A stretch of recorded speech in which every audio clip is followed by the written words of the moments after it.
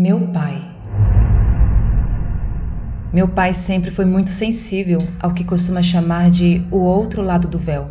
Ele sempre teve sonhos e visitas de familiares falecidos. Também nas ocasiões em que algum familiar faleceu, ele sonhou antes. Também reconhecia mulheres grávidas, antes mesmo delas saberem.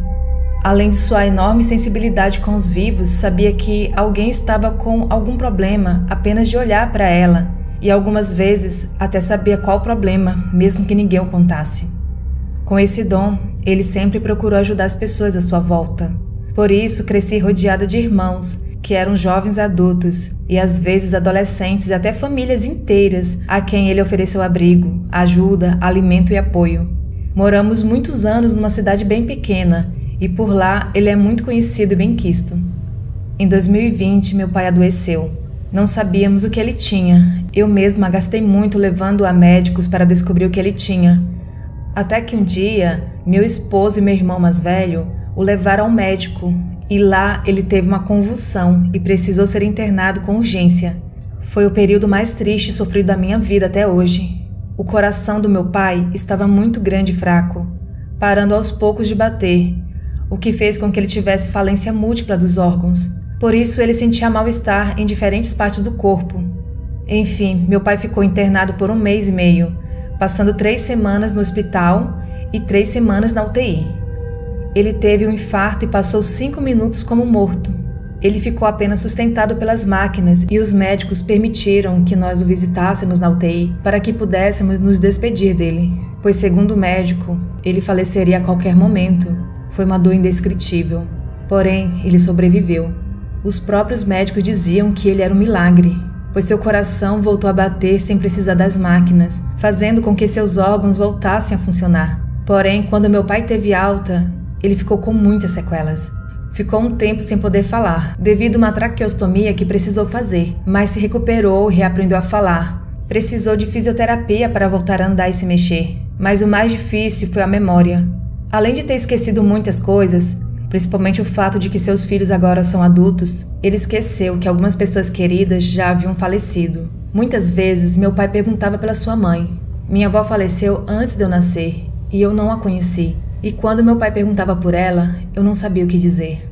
Certa vez, minha mãe foi ao mercado, pois queria sair de casa um pouco. E eu e meu irmão mais velho ficamos cuidando do meu pai. De repente, ele perguntou: "Cadê a mãe?" Meu pai costuma chamar minha mãe de a mãe. Daí respondi que ela foi ao mercado. E ele, com uma expressão de surpresa, falou: "Ela também?" E eu não entendi. Então eu expliquei que mamãe havia ido ao mercado. Ele, porém, respondeu: "Não estou falando da sua mãe, estou falando da minha." Eu parei e fiquei sem saber o que dizer.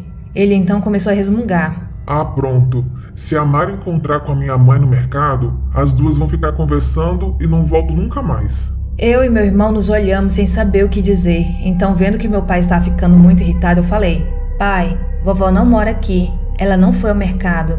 Logo, logo, mamãe vai voltar. Não fique irritado." Ele então falou: "Eu sei que sua avó não mora aqui, mas ela está aqui. Veio nos visitar. Passou a tarde conosco conversando aqui na sala."